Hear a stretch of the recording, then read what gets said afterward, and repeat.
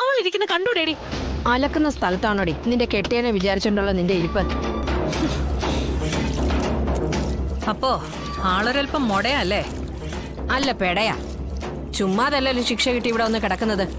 അത്യാവശ്യം മൊട കൂടിയിട്ട് തന്നെയാ. അത് നല്ല പെട കിട്ടാത്തോണ്ടാ. പണ്ടിവിടെ നടേടി ഉണ്ടായിരുന്നു, പിന്നീട് അതങ്ങ് നിർത്തി. അതുണ്ടായിരുന്നെങ്കി എന്റെ മോൾ ഇത്രയും വായിട്ട് അലക്കില്ലായിരുന്നു. 2 ദിവസത്തേക്ക് മോണയിലൽപ്പം പഴുപ്പുണ്ടാവുമായിരുന്നു. പിന്നെ വടിവാളിന്റെ കൈപ്പിടിക്കടിച്ചതുപോലത്തെ ഒരു പാടും.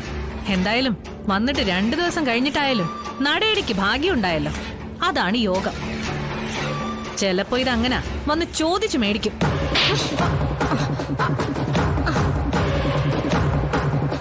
നാവ് കൊള്ളില്ല നിന്റെ. പിന്നെ ഞാൻ ആരാണെന്ന് നിനക്ക് അറിയാനും പാടില്ല.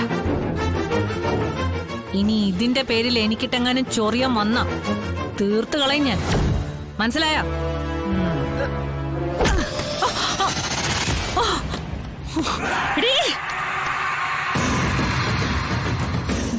അപ്പൊ നീ കൊണ്ടേ പോവല്ലേ? പറഞ്ഞതല്ലേ ചൊറിയാൻ വരരുതെന്ന്. ഇനി നീ ചാവണം, അല്ലാതെ സുസ്മിത നിന്റെ പിടിവിടില്ല. നിന്നെ ഇന്ന് ഞാൻ നീ ആരടി? ചാൻസി റാണിയോ? ഒരു പണി എടുത്തോണ്ടിരിക്കുമ്പോ ഇടയ്ക്ക് കയറി വരുന്നോടി. നീ എന്നെ തല്ലിയോ? ഇനിയും തല്ലും. തിരിച്ചു നീങ്ങാൻ തല്ലിയ പിന്നെ നീ യൂണിഫോമിലില്ല. മനസ്സിലായോ? എന്താ ഇവിടെ? പിന്നെ നീ വീട്ടിലിരിക്കുന്ന. എന്താ പ്രശ്നം? എന്താ മാഡം ഇത്? ഇവളെ മാഡം ഇവിടെ കിടന്ന് ഈ കണ്ട പ്രശ്നങ്ങളൊക്കെ ഉണ്ടാക്കിയത്. ഞാൻ വന്നില്ലായിരുന്നെങ്കിൽ ദേ ഇവളെ കൊന്നേനെ. അല്ലെങ്കിൽ അവക്ക് 2 എണ്ണം വേണമായിരുന്നു. വന്നപ്പോ മുതലുള്ള അവളുടെ തലേക്കേറ്റം. അവക്ക് 2 എണ്ണം പൊട്ടിക്കണമെന്ന് കരുതിയിരുന്നതാ. എന്തായാലും സുസ്മിത മാഡം അത് ചെയ്തല്ലോ. മാഡം ഇവളെന്നെ ഒരു തല്ലല്ലേ കിട്ടിയുള്ളൂ. ഇന്നലെ വന്നു കയറിയതിന്റെ തിളപ്പൊക്കെ മാറാൻ അത് മതി. ഈ ടൂർ എന്നൊക്കെ പറഞ്ഞ ഇന്ത്യക്ക് പുറത്തുള്ള ടൂറ്, അത് ഒരു 1.5 ടൂറാ എന്റെ ലിഡിയാപ്പേളെ. സാറേ, പേളല്ല ലിഡിയ പോൾ. പോളെങ്കി പോള്. അല്ല, സൂപ്രണ്ടിന്റെ കസേര തന്നെ ഇങ്ങനെ ഇരുന്നാ മതിയോ? ഇതുപോലുള്ള ടൂറുമായി വിദേശത്തൊക്കെ ഒന്ന് പോകണ്ടേ? ഒരവസരം വന്നാ അതൊക്കെ ഉണ്ടാക്കി തരാനല്ലേ ഞാൻ വന്നത്.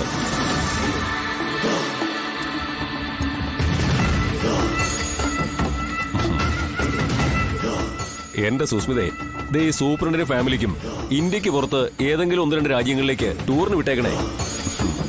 പാവം, ഇതുവരെ പുറം രാജ്യം കണ്ടിട്ടില്ല. മന്ത്രി രാജ്യങ്ങളായ രാജ്യങ്ങളുടെ പുറം മുഴുവൻ കണ്ടിട്ട് വരികയാണല്ലോ.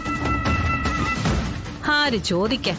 ജനങ്ങളുടെ കാശ്, ജനങ്ങളുടെ വോട്ട്, എല്ലാം കൈവെള്ളയും. ജനിക്കുന്നുണ്ടെങ്കിലേ നിങ്ങളെ പോലൊക്കെ തന്നെ ജനിക്കണം. വായില് വെള്ളിക്കരണ്ടിയായിട്ട് ജനിച്ചില്ലെങ്കിൽ എന്താ? മറ്റു പല സ്ഥലത്തും സ്വർണ്ണക്കരണ്ടിയും വെച്ചോണ്ടല്ലേ ടൂർ കഴിഞ്ഞ് ഓരോരുത്തരും തിരിച്ചെത്തുന്നത്. സത്യം പറയാലോ എന്റെ സുസ്മിതേ, ടൂർ അല്പം നീണ്ടുപോയതാ എല്ലാം കുഴപ്പത്തിലാക്കിയത്. ഇല്ലെങ്കിൽ പണ്ടേ സുസ്മിത ജയിലിൽ നിന്ന് ഇറങ്ങിയനെ. അതറിയാലോ. എവിടേക്കെങ്കിലും പോയി കഴിഞ്ഞാ പിന്നെ ജനപ്രതിനിധികളായ ചിലർക്ക് തിരിച്ചു വരണമെന്നേ ഇല്ല. എന്തിന്? സ്വന്തം ജയിപ്പിച്ചു വിട്ട മണ്ഡലത്തിലേക്ക് പോലും ആരും തിരിഞ്ഞു നോക്കുന്നില്ല. ഞാനിവിടെ കൊതുകടിയും കൊണ്ട് കിടന്ന ദിവസങ്ങൾ ഓർക്കുമ്പോഴേ എനിക്കതത്ര സന്തോഷമായിട്ടൊന്നും തോന്നില്ല. പിന്നെ AC കാറിലും AC-യുടെ ചുവട്ടിലെ ഉറക്കമൊക്കെ ശീലിച്ച നിങ്ങൾക്കൊക്കെ ജയിലിലെ കഷ്ടപ്പാടുകളെ കുറിച്ചൊക്കെ എങ്ങനെ അറിയാനാ?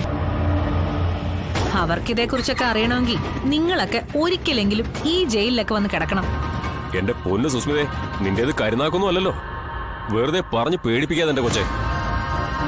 അല്ലെങ്കിൽ തന്നെ 100 കേസുകളാ തലയും പൊക്കി വന്നോണ്ടിരിക്കുന്നത്. ചില മാർഗംകളികളൊക്കെ കളിച്ചാ പലതും അടക്കി നിർത്തി പോകുന്നത് അല്ലേ ലിഡിയാപ്പേളെ? സാറേ, പോൾ എന്തെങ്കിലും ആവട്ടെ. എന്നാ പിന്നെ ഞാൻ ആ ചടങ്ങ് നിർവഹിക്കട്ടെ. അത് തന്നെ.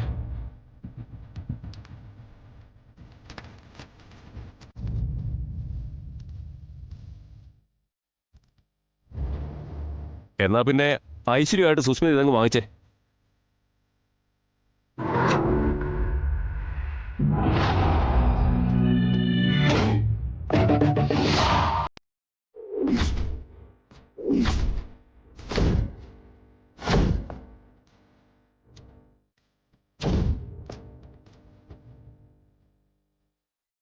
അറിയാലോ, പാർട്ടിയിൽ ഘടകങ്ങൾ തമ്മിലുള്ള കൂട്ടയടിയാ.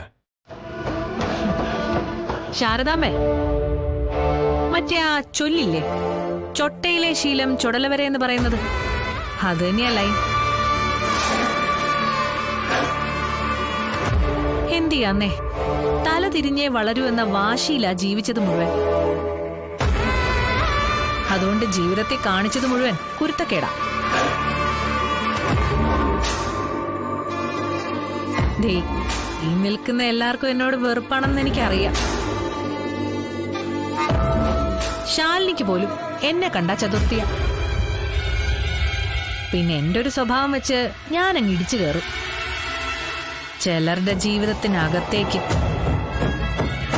എന്നിട്ട് അവരുടെ അണ്ണാക്കിലിരുന്നങ്ങ് ചൊറിയും. അപ്പ കിട്ടുന്നൊരു സുഖമുണ്ടല്ലോ, അത് സുസ്മിതയ്ക്ക് ഹരവാ, ഭയങ്കര ഹരം. ഇതിപ്പോ എപ്പോ ഇറങ്ങി ജയിലിൽ നിന്ന്? അത് പിന്നെ നമ്മുടെ തറവാടല്ലേ, അവിടെ പെറ്റിട്ടില്ലെന്നേ ഉള്ളൂ. വയറ്റാട്ടിയും പേരെടുക്കുന്നവരടക്കം സകലമാന ബന്ധുക്കളും എനിക്കിപ്പോ അവിടെയാ. ഇടയ്ക്കിടയ്ക്ക് അവരെ ഒന്ന് സന്ദർശിച്ചില്ലെങ്കിലേ പരാതിയാണെന്നേ.